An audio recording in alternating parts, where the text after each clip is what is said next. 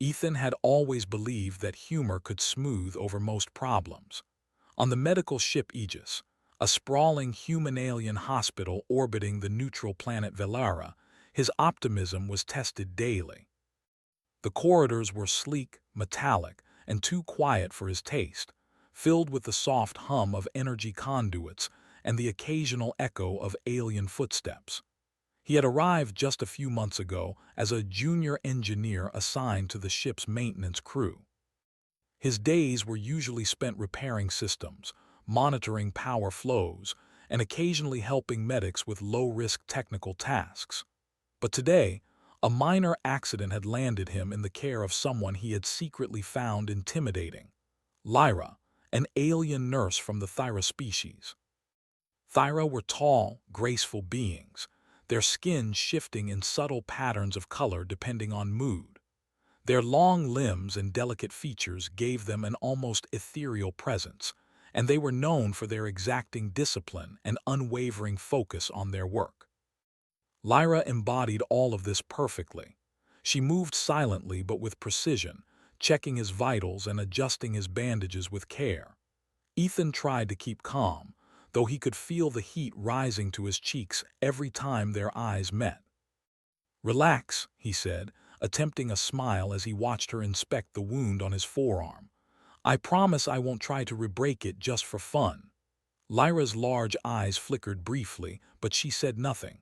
She adjusted the bandage and nodded curtly, her lips barely moving. Ethan took a breath and tried again, deciding to push his luck. "You know," he said lightly, "for beings who claim to have infinite patience, you Thyra sure make a face faster than a human when I joke." Lyra froze. Her slender fingers, which had been brushing the bandage into place, stilled in midair. She turned her head slightly, her eyes narrowing, not in curiosity, but in a way that made Ethan's stomach twist.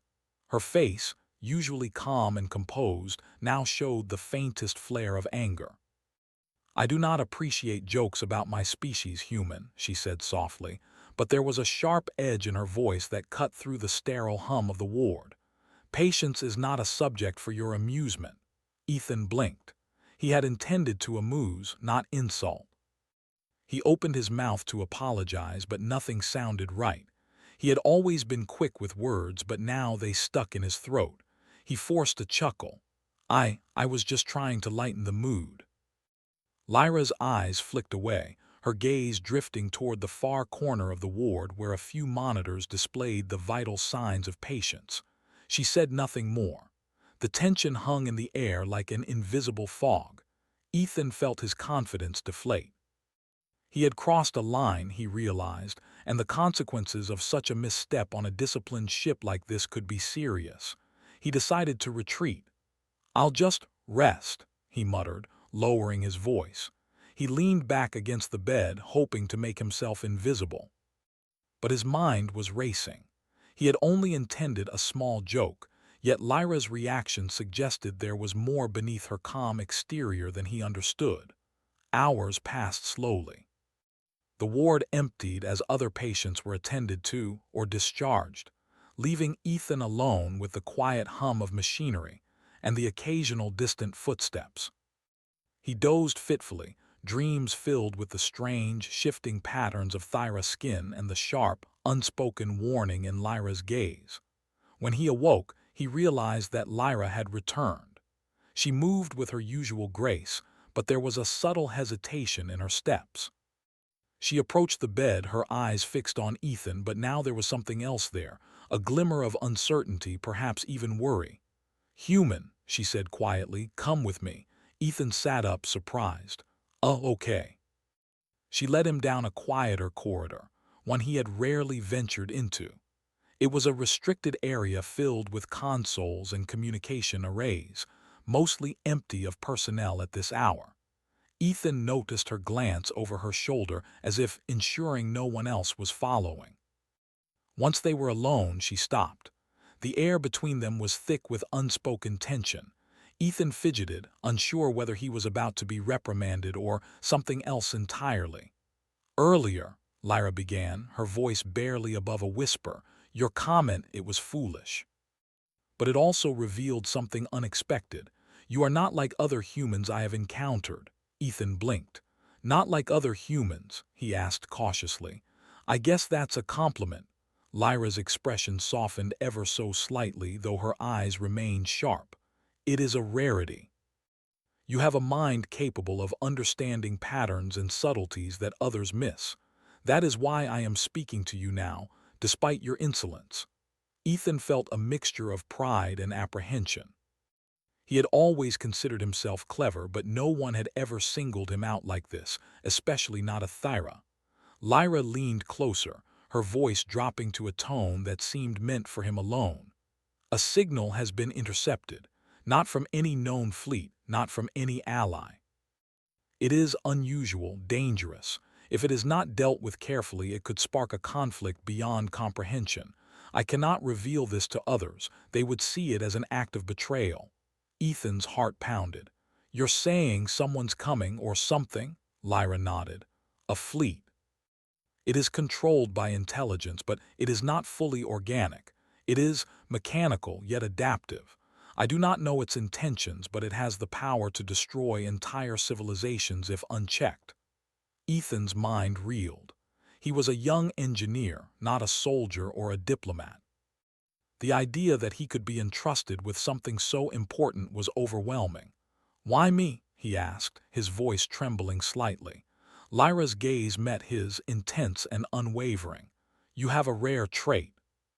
Your mind can perceive subtle resonance patterns that allow you to interpret signals like these in ways most humans cannot. I have tried, unsuccessfully, with others. Only you can help. The weight of the revelation pressed down on him. He was not just a visitor or an engineer fixing circuits.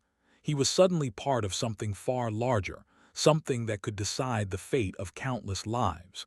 He swallowed hard, trying to steady himself. Lyra handed him a small device, sleek and compact, with glowing glyphs that pulsed faintly. This will help you connect with the signal, she explained. But it is delicate. Misuse could alert the fleet to our presence. Ethan took it, feeling the hum of energy vibrating through his fingertips. It was more advanced than anything he had ever touched. His excitement and fear tangled together. I don't know if I can do this, he admitted honestly. I'm just me. Lyra's eyes softened just a fraction. That is exactly why you can. Others would approach this with arrogance or fear. You will approach it with curiosity and care. That is rare. That is necessary. They worked together in silence for hours, Ethan learning to read the pulsing lights and shifting glyphs, guided by Lyra's careful instructions. Slowly, patterns began to emerge. A map of the fleet's trajectory appeared, complex and alien, shifting with each moment. Ethan's hands shook with excitement and anxiety. At one point, Lyra's hand brushed against his as she adjusted a setting. He felt a brief shock, not electrical but emotional, an odd connection that left him momentarily breathless. He glanced at her, and for the first time he saw a hint of vulnerability in her composed mask. She quickly stepped back, as if embarrassed, and returned to her work. "Why are you trusting me with this?" he asked quietly. Lyra hesitated, then spoke softly. "Because I have no choice, and because I sense that you will not fail. Do not think of it as trust born of friendship. Think of it as necessity. We cannot succeed without it." Ethan nodded, though he felt the weight of responsibility pressing down harder with every passing second. He had joked about her species earlier, and now that joke, the small laugh they had shared before tension, had somehow led to this. He had angered her, yes, but it had also revealed something about him that even he had not understood. Hours later, the first signs of dawn appeared outside the ship's observation panels. Velara's twin suns rose slowly, casting streaks of orange and gold across the metallic interior of the Aegis. Ethan felt a mixture of exhaustion and exhilaration. The secret fleet's trajectory was partially decoded, but there was still much to uncover. Every new piece of information revealed just how delicate their situation was. Lyra finally allowed herself a brief moment of relaxation. She leaned back, her eyes still bright and alert, but the tension in her shoulders eased. "You have done well for your first session," she said, her voice almost approving. "Tomorrow we continue. You must be ready. The fleet's movement will not wait." Ethan nodded, still holding the device in his hands. He realized something important. His joke had not only angered Lyra but had also opened a door into a secret world of responsibility, danger, and unlikely alliances. A door that only he could walk through, guided by an alien whose patience he had tested and whose trust he was now earning. As he lay down to rest that night, the hum of the ship around him, Ethan felt both fear and determination. He understood that his life had changed irrevocably. He was no longer just a young human engineer. He was now a participant in a game that spanned star systems, a game where humor, courage, and intellect might be the only tools capable of saving countless lives. And he knew, deep down, that the small joke that had made Lyra angry was the unlikely spark that had started it all. The next morning, Ethan woke before the artificial sun fully bathed the corridors of the Aegis. The previous day's revelation still weighed heavily on him, but he also felt a surge of determination. He had been entrusted with a secret of immense importance, and the responsibility was terrifying. Yet alongside that fear, a small spark of excitement glimmered. He was part of something no other human had been involved in before. Lyra was waiting outside the medical ward, her posture straight, her glowing skin pattern shifting softly in morning light. She gave Ethan a brief, almost imperceptible nod. "Time is short," she said. "We have much to do before the fleet moves beyond detection." Ethan followed her to a secure communication chamber deep within the ship. The walls were lined with consoles displaying streams of alien code and holographic projections of distant star systems. The pulsing glyphs of the intercepted signal shimmered in the center, like a living map of the approaching fleet. Ethan's fingers hovered over the controls, uncertain at first, but Lyra's calm presence guided him. "Focus on the resonance patterns," she instructed. "Do not try to interpret it like a human would. Listen to it, feel it. You are sensitive to shifts most cannot detect. That is your strength." He leaned closer to the console, closing his eyes briefly as he tried to sense the patterns in a way Lyra described. Slowly, the chaotic symbols and waves began to make sense. Small movements, subtle deviations, almost imperceptible shifts. They were messages, instructions, a language of strategy the rogue AI fleet used. Ethan's heart raced. This was far beyond engineering. This was a form of understanding that bordered on instinct. Hours passed in near silence, punctuated only by the occasional correction from Lyra or a soft hum from the consoles. Ethan could feel the weight of every moment. Each misstep could risk exposure, and each correct interpretation brought them closer to understanding the fleet's trajectory. Finally, a pattern emerged, a path showing that the fleet would intersect with a series of neutral planets, using them as staging points. Ethan's mind raced. If the fleet arrived unchallenged, it could obliterate entire systems. He swallowed hard, feeling the enormity of the responsibility on his shoulders. Lyra studied the holographic projection with a rare hint of concern in her eyes. "The fleet is adaptive," she said quietly.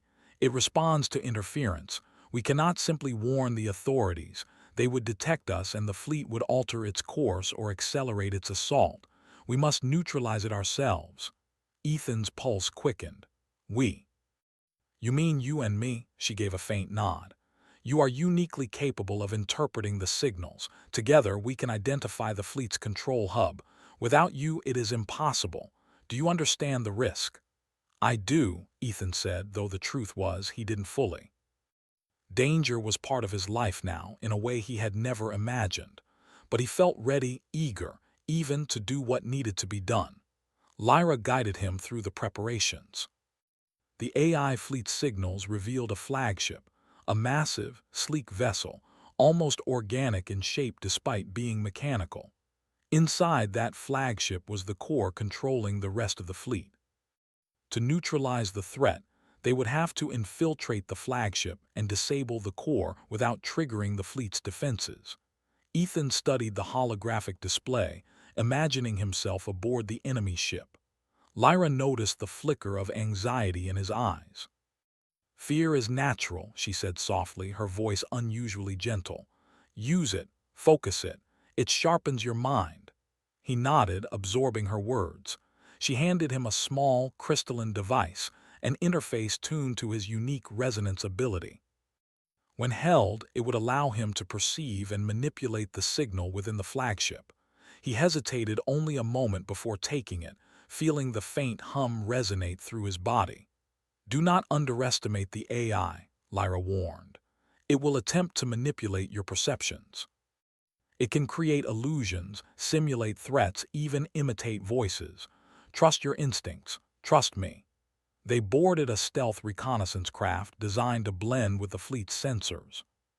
Ethan could feel the hum of the engines beneath him, a strange combination of excitement and fear coursing through his veins. Lyra sat beside him, her calm presence a stabilizing force. He stole a glance at her.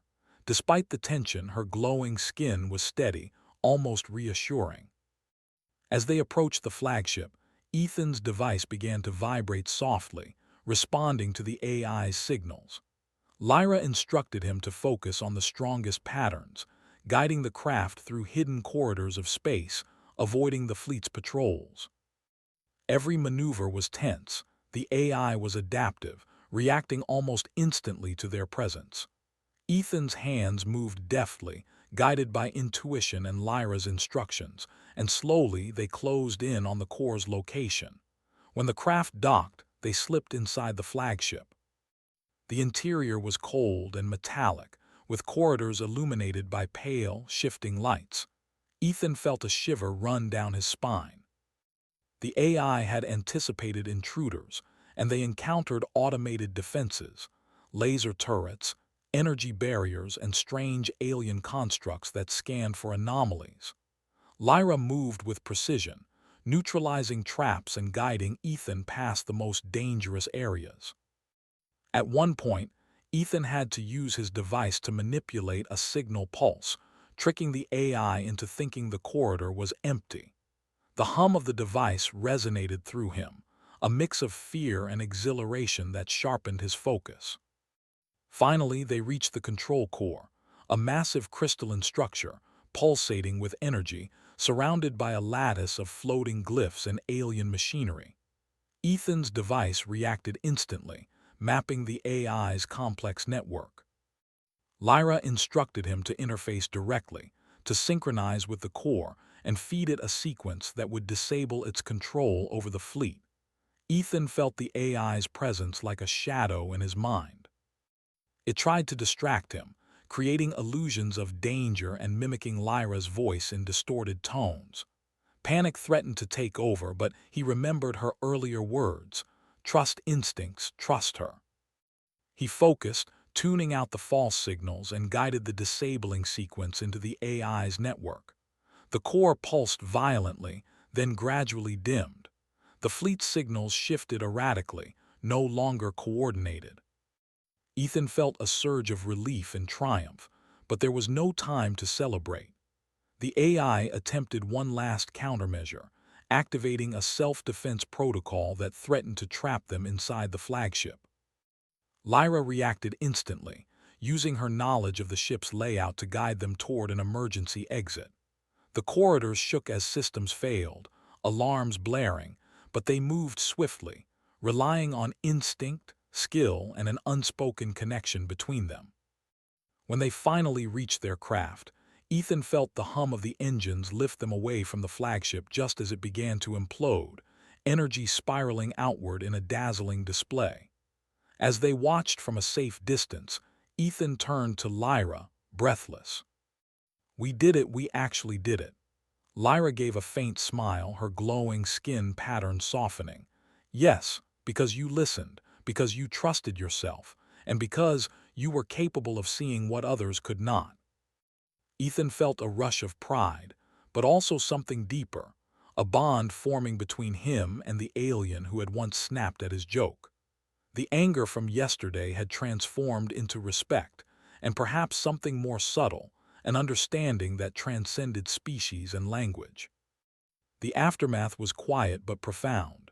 The fleet, now without a controlling intelligence, scattered harmlessly into uncharted space. The neutral planets were safe, and countless lives were spared.